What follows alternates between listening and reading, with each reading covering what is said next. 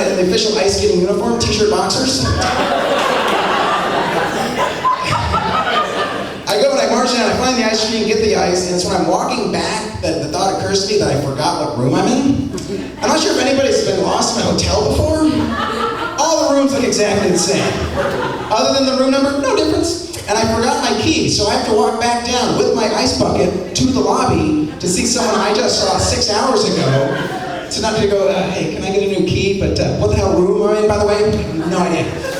And the guy's actually giving me a hard time. He's like, well, how do we know you're a guest at this hotel and you're not a burglar? I'm like, the t-shirt boxers, this is a new burglar uniform, the ice bucket with the hotel logo, that doesn't give you a clue, you know what I mean? It's like, well, do you have any ID on you? I'm like, oh yeah, I have it right here. Oh wait, I'm in my underwear, no! Well, we are an orange alert. We have to be ever vigilant against anything that looks suspicious. So what he did was he took my name, punched in the computer, found out what room I was supposedly in, and he's like, we're gonna send a bellhop up to your room, get your ID, check it says verify it says you say you are, get your new key back in your room. Only problem is we only have one bellhop working right now, so it's gonna be like an hour wait. So you're gonna have to go hang out, well, not hang out, wait.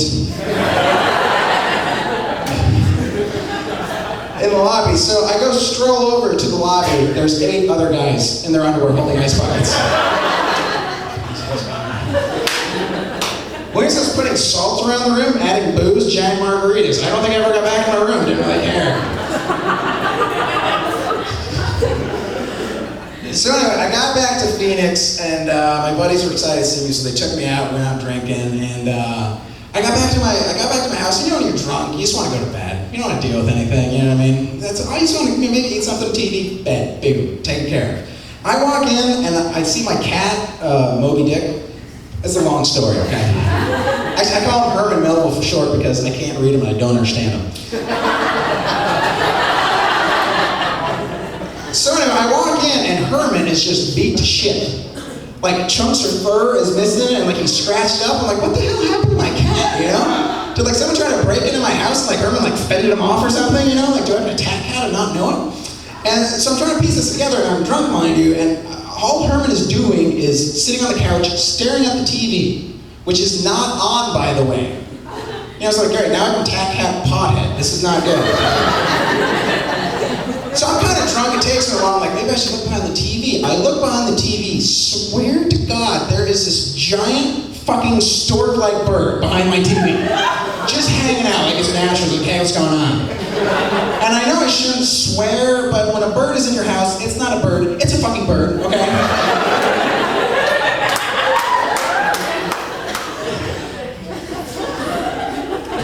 So anyway, I find out, I'm like, you know, I find the piece of together, I'm like, bro, what happened was Herman was outside, stalked this bird, caught him, dragged him inside through the kitty door, and once inside, the bird kicked the shit out of Herman. So I don't want to deal with this right now. I have a bird in my house, you know, and I'm like, maybe if I open up my front door and I move the TV, the bird will see outside, he'll go to it. So that's what I do. I open the door, move the TV, all of a sudden Herman thinks it's round 2. He's in there like, scratching out, trying to get him, nicks my ankle so I'm bleeding now. I was like, shit, that didn't work. So I take Herman and I put him in the bathroom, lock the door. I was drunk, it made sense, okay? Somehow I thought Herman could work a knob, all right?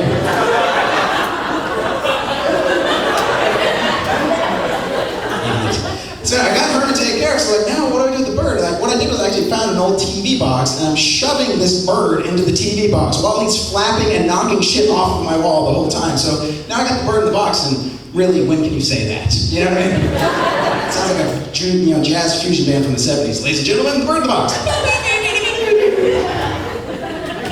Or not. So anyway, I got the bird in the box, and like, there's a park about 8 houses down from where I live. So I'm like, what I'll do is I'll take it down to the park, you know, put the box upside down, lift it off the bird will fly away back to nature. It's gonna be beautiful. Here's what happened. I go walk down, I turn it upside down, lift it off the bird, go to walk to my house, the fucking bird starts attacking me, like pecking me and hitting its wings like I did something wrong. So now it's 3 in the morning, I'm still drunk, mind you. I'm running, sprinting back to my house, screaming like a girl, mind you, holding a TV box, getting attacked by a bird. That's what I'm doing on the night, you know? So I make it back to my house, like finally, I'm like, oh, thank God I got to my house. The bird is standing on my driveway like, let's go again, come on, where you going, pussy, come on, you little bitch. And I look on the couch, Herman somehow, he's on the couch with me, somehow Herman got out. He's a stray, he picked a lock, he's from the street, they know how to do that sort of thing. And Herman gives me a look like, I think between the both of us, we could take him. What? And I start scolding my cat. I start going, you just don't think Herman, do you, you know? You see the size of that bird? When I go to the bar, do I pick a fight with the bouncer? No. Why? Because he's bigger than me, he'll kick my ass, all right? Should've got a dog. Really, Kirk? That's how you're gonna end that story? Yeah, I don't have an ending. Of all the words you could have said in English language, you should have put them in that order. Are you half retarded? Really? Really, you would have, you know what, that was brave of you, because I would have gone with something interesting or funny. You went a different way with that one. You know? I can no longer vouch for you. How dare you? You're dead to me. You guys are strict. So if you can believe that, I got outsmarted, I got beat up by a bird and outsmarted by my cat. I did go to college. I did make it to college. I was a communications major. And really? You don't find this out until after you graduate, but as a communications major, I can clearly and effectively communicate to people that I don't have a job. That's all it's good for. But I love college, but it seemed like every time I was on my college campus, there was a walking tour going on. You know, those are high school seniors come out to check out the campus, see if they want to go to the university. And whenever I'd see one of these tours, I'd feel like an animal in one of those wildlife parks, you know?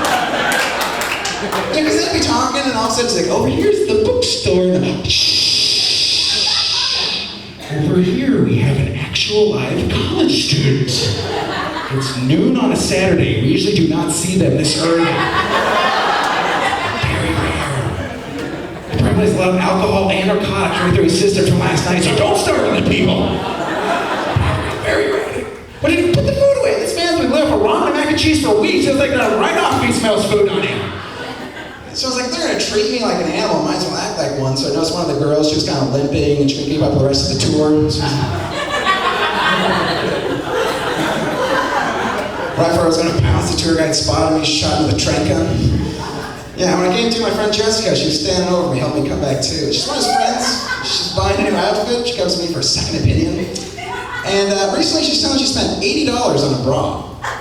And I was like, well, let me see if I can tell you what I think. Didn't work, don't try it, fellas. Okay. But I just can't believe it. Jessica, it's not the bra that matters. It's what's inside.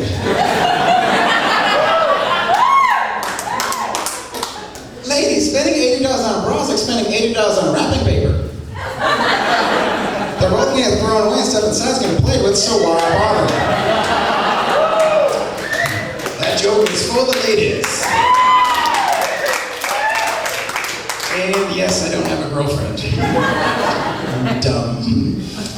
Yeah, I'm not, people, if you can imagine, people are dumber than me. Because one summer when I was in college, I worked at U-Haul, you know, the movie company. Here's how dumb people are. I had a guy called U-Haul, and he goes, yeah, do you guys have moving men? It's called U-Haul, sir. It's not We-Haul.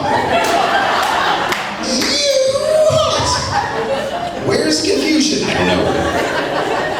I booked the guy a truck, and he goes, my last name, I'll just spell it for you. It's W-I-N-G-O. So I'm like, so Wingo is your name on? I'm glad you guys laughed. Mr. Wingo did not. Mr. Wingo did not like my Joko, and now I have no job. So since I got fired, I had some free time. I decided to go volunteer, go to the YMCA, do some community service because, well, the judge told me I had to. Let's ignore that part. Moving on, I was doing good, and I coached 6th graders, boys basketball, and I had a great time. Learned a couple new things. The first thing I learned was the parents take it a tad too seriously. Have you seen these parents? You know, like winking, like whiskey bottles and stuff at the referees. They're thinking they're watching a mini NBA. You know what I mean? They all still like, double down, the pick and roll, watch the back door. And my kids are just out there going, what? You know, they're out there spinning. Why is my mom yelling? Stop punching that man, Dad. So I'm their coach. I'm trying to yell useful information. You know, stuff like dribble. Get your finger out of there, that's bad. And I said I wanted more ball movement. And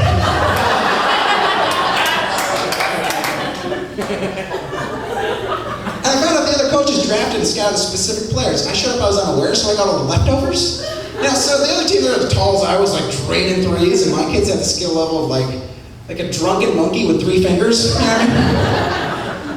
They're not here, you can laugh at it, that's fine.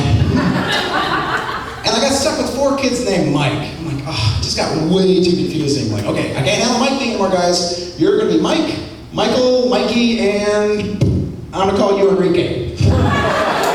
Sorry, your parents are more creative, it's not my fault. And it wasn't bad enough for a good team. We got stuck with the black jerseys. It's Phoenix, middle summer. My kids are around outdoors in the black jerseys. Just brutal. Actually, I had one kid evaporate. It's like 4 guys in the court, they have a technical foul for the laws of nature. That's not right. Not funny, apparently. Sweating. I'm not sweating like a pig. I'm just trying to get my pheromones out there.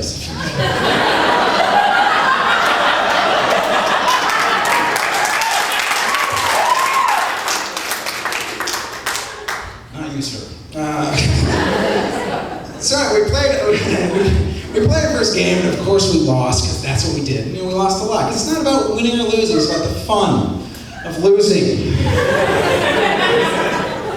So we finished the first game, and I just spaced on picking the team name. I forgot to do it earlier. So come on guys, hurry up, hurry up. The other team has to know who they appreciated. Let's go. That's my favorite joke. I love that joke. They're like, 2, 4, 6, 8, who do we appreciate? Seriously, we don't know, you never told us your name. That's it. Help us out. And so I was like, whatever you guys want to be, I don't care. It's fine, just pick a name quick. And I think it was one of the kids formerly known as Mike, one of those guys. He goes, hey, let's be the Panthers. Everybody's thinking about it. Yeah, Panthers, that sounds pretty good. And then one of the other kids noticed the color of our jerseys.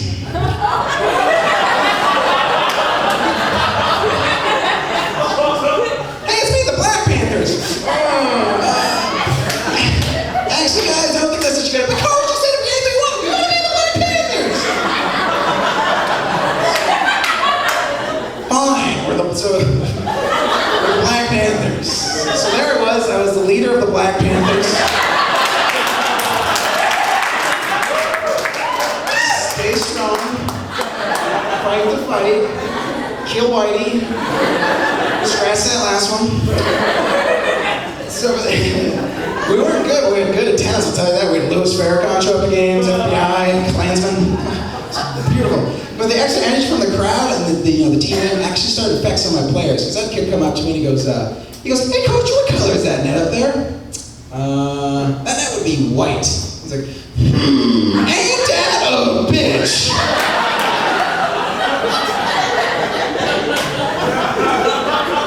The thing that, I don't know, we're supposed to be shooting for is our goal. And the thing that is always above us, that just happens to be white.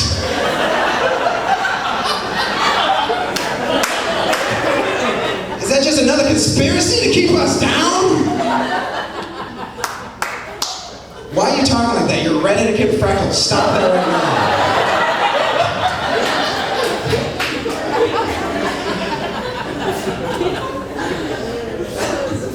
So yeah, after that, after I finished college, I actually got a job. I was a teacher for a while. No thanks for the support, guys, really.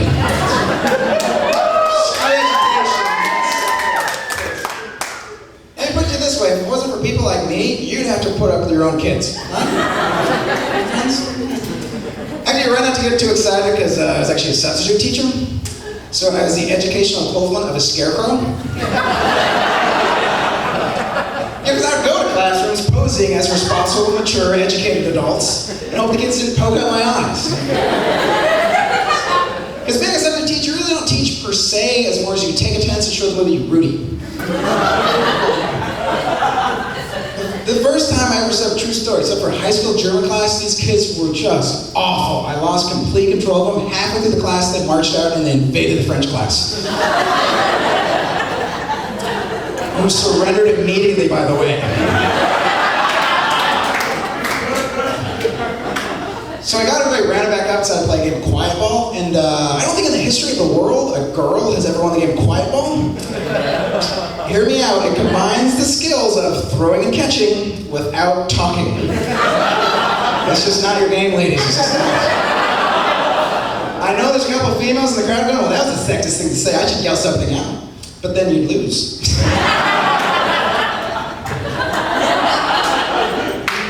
I did get a chance to step into grade school one time, and it's true what they say about children changing your life forever. Just because after just one day of stepping into grade school, I went out and got a vasectomy. Can't have little bastards. No Norman Max revenge for me, you know? But actually, when I got the vasectomy, I actually paid with a check. Even though I knew I didn't have enough money in my account to cover it, because I figured when that bounced, how are they gonna repo that?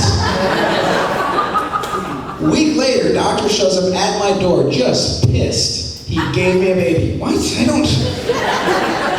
What baby?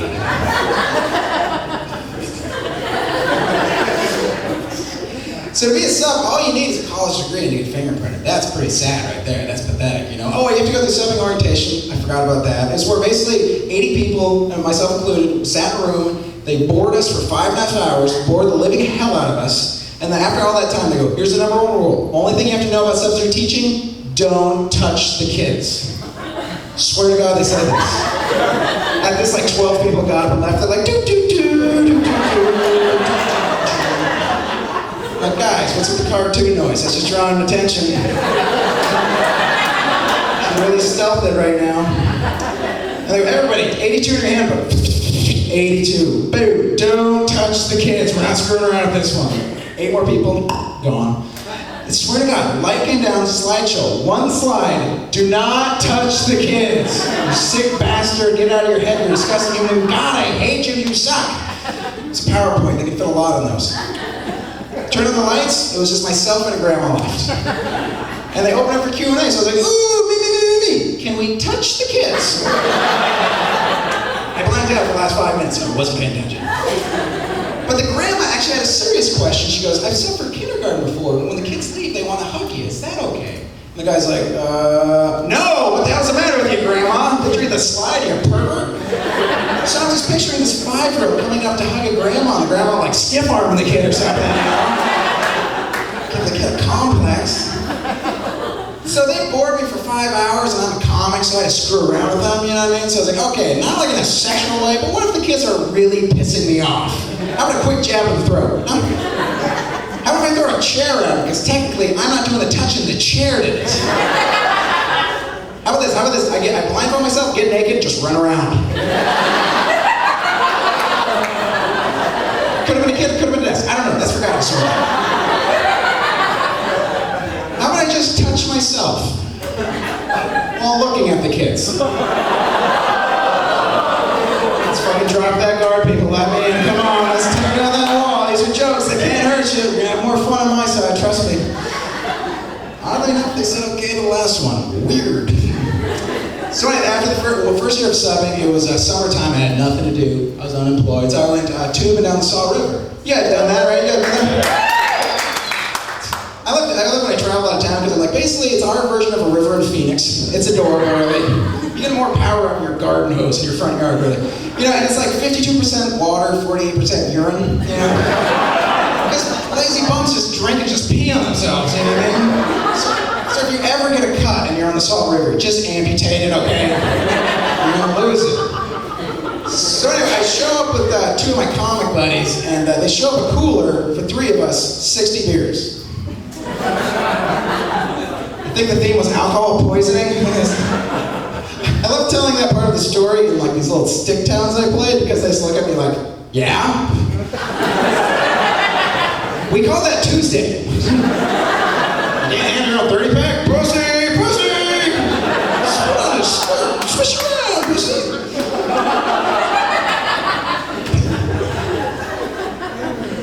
So anyway, we're floating down the river and there's a group of girls ahead of us, and once again, one of the girls drifted away so she was alone and vulnerable. It's key, you gotta pick off the weak. So the ladies man among us delivered the very smooth, suave pickup line of, beer for babs! Beer for babs! Come on, don't be stuck up, beer for babs!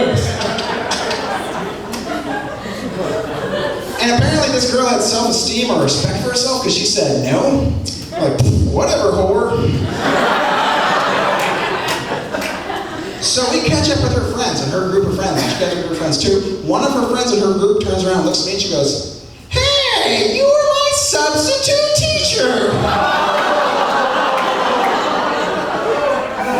Yeah, what the hell do you say to that, gang? You know, keeping up your studies really doesn't come to that point. The best part was she looked at me and she goes, "I thought it was you, but you look a little different." I'm like, I hope so. Because I usually don't show up to school without a shirt, drunk, wearing a tube.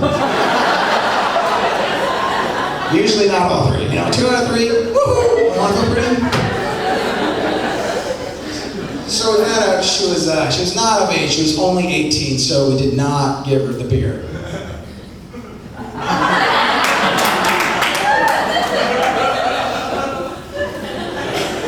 You guys calling me a liar right now? Is that right? Well, then she's gonna show us her boobs. Come on, hello. Trying to bargain with her hall pass for boobs. A's for B's? Nothing? You're coming on my side. Awesome. Good. But, sir, you like the man who hangs around high schools for no particular reason? in a big white car trying to lure girls in with Prada bags. He's not saying no, so I'm taking that as a yes. But, yeah, you've seen these high school girls are wearing, have you not? I mean, it looks like they're going clubbing. It is absolutely ridiculous. Or another word I like to use is great. It was like 20